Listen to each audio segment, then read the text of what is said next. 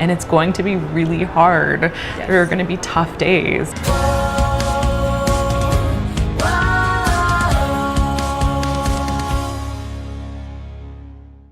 So speaking of story, I want to talk about your story.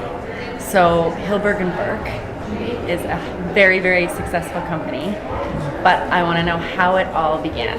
Yeah, I mean, it began with, like, before I even knew that I wanted to make jewelry, I think a passion for creating design, working with my hands as a child. I think that's where this really all started. And then years later, starting to make jewelry and, you know, having no idea that this would lead to what it is today.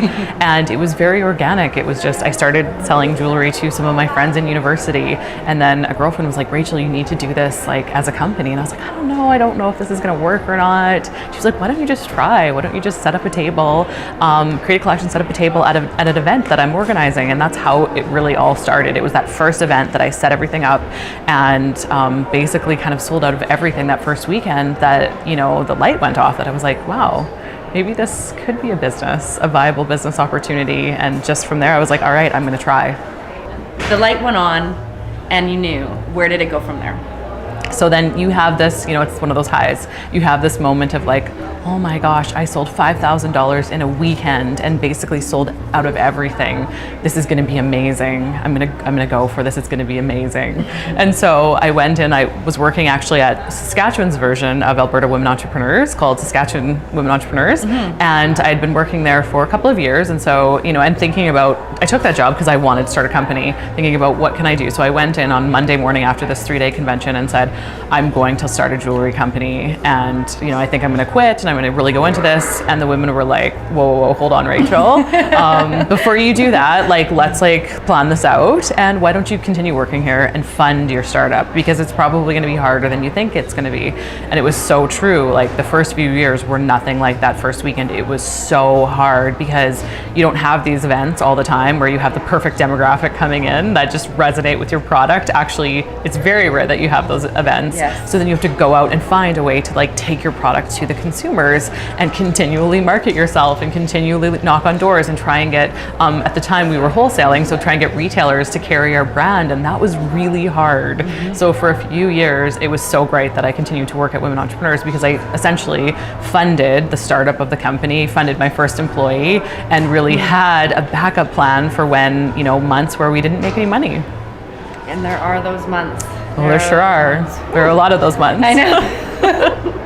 Okay, so you went on your own, you got your first employee. Where did it go from there? Yeah, so it was about a year after this all transpired of having the 3-day nursing convention and deciding that I was going to take it really seriously that I left that job and went into it full time.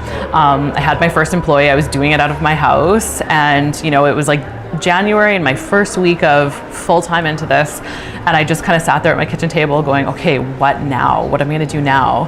And I had this amazing opportunity to take my product down to an Oscar gifting lounge, and incredibly we ended up with a piece of jewelry on the Oscar red carpet through like some sort of like luck or serendipity, or I don't know how this all happened. But I was like, okay, well, I have to propel this opportunity into something else.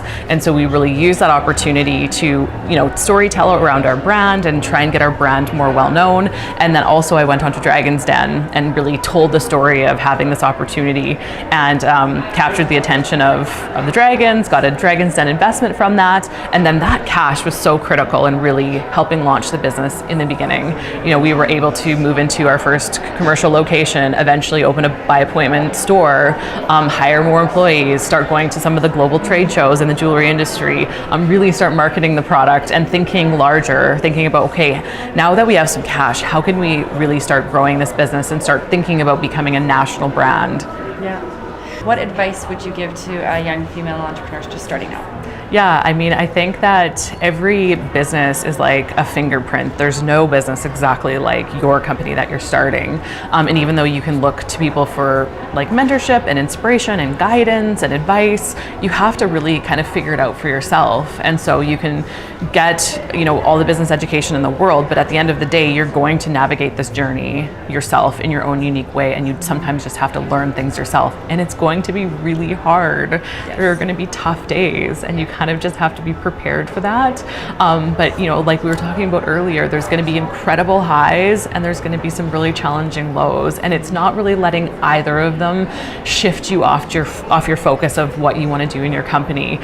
It's really easy to get caught up in all of the exciting things that happen and let it go to your head, but it's also, you know, really easy to let the really tough stuff drag you down. But you have to like kind of just like, you know, even them both out and know good days and bad days, but you're just going to stay focused on what it is that you want to do.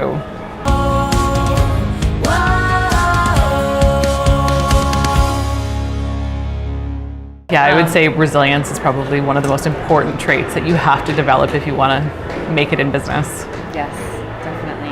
You heard it here, folks. Resilience.